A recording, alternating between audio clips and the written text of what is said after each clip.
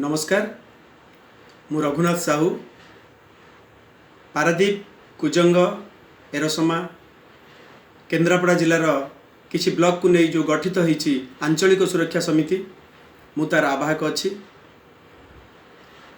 ये जो स्थिति वर्तमान चली कोरोना महामारी स्थिति चली एथिरे मु गोटे छोटिया निवेदन करुच्ची आपण माने मो निवेदन टाकू निश्चित भाव में गुरुत्व देवे विचार को नेबे बोली मु आशा करुच्ची।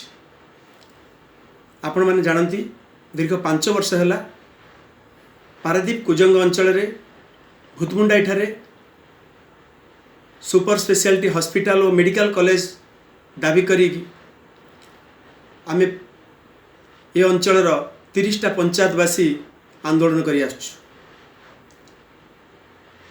भूतमुंडी ठारे सरकारी जमी पाखापाखि 200 एकर रही सेठी हॉस्पिटल हो बोली आम दाबी करुचु।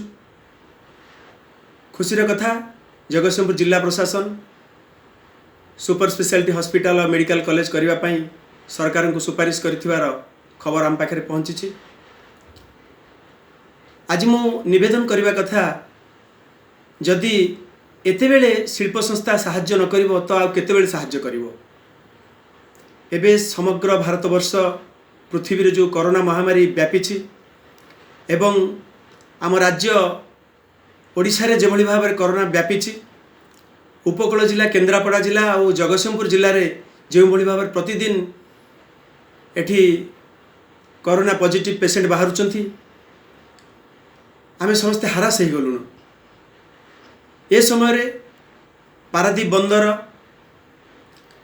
तैल विशोधनागार पारादीप एवं तत्संलग्न 50 रु ऊर्ध्व शिल्प संस्था माने रहिचंती से माने ए समय रे हाथ खोली सहयोग जनसाधारण करबा कथा किंतु आश्चर्यर कथा दुईटी लहर कोरोना लहर गला परे मध्य एजावत से नीरव रहिचंती।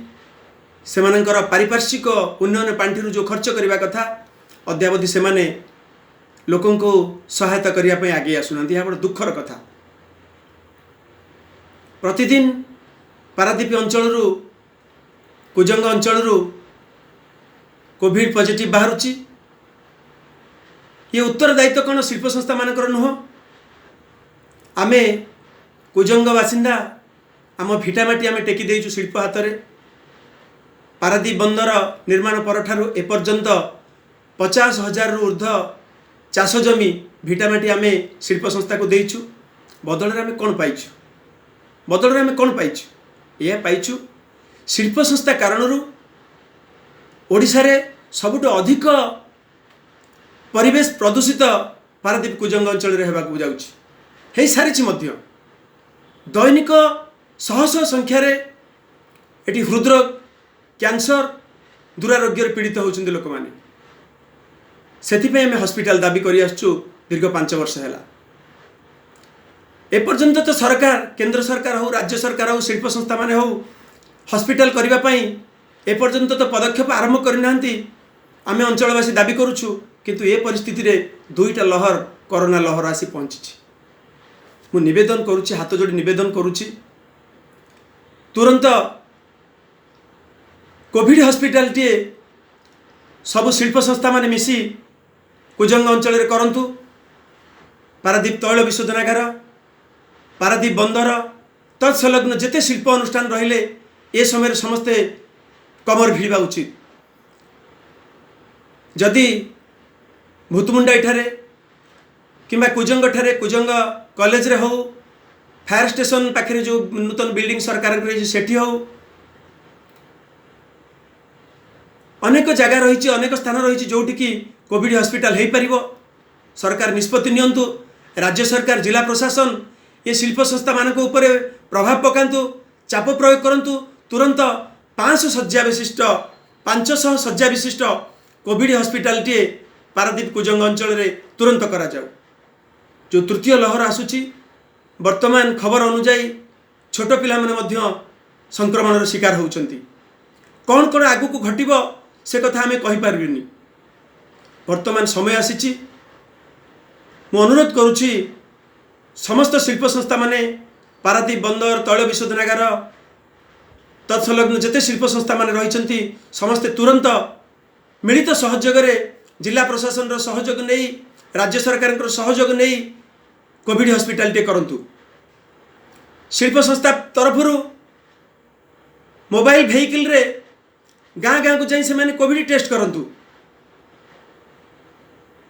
कैंप करी जहाँ पैसा खर्च होची पारिपार्श्विक उन्नयन पांठि पक्षर शिल्प संस्था माने करंतु। ए समय जदि हमें आमको प्रभावित शिल्प अंचल जनसाधारण को प्रपीड़ित जनसाधारण को ए समय जदि हाथ सहयोग न बढ़ेब हाथ न बढ़ेब सहयोग हाथ न बढ़ेब शिल्प संस्था माने आउ केते बेले बढ़ेबे।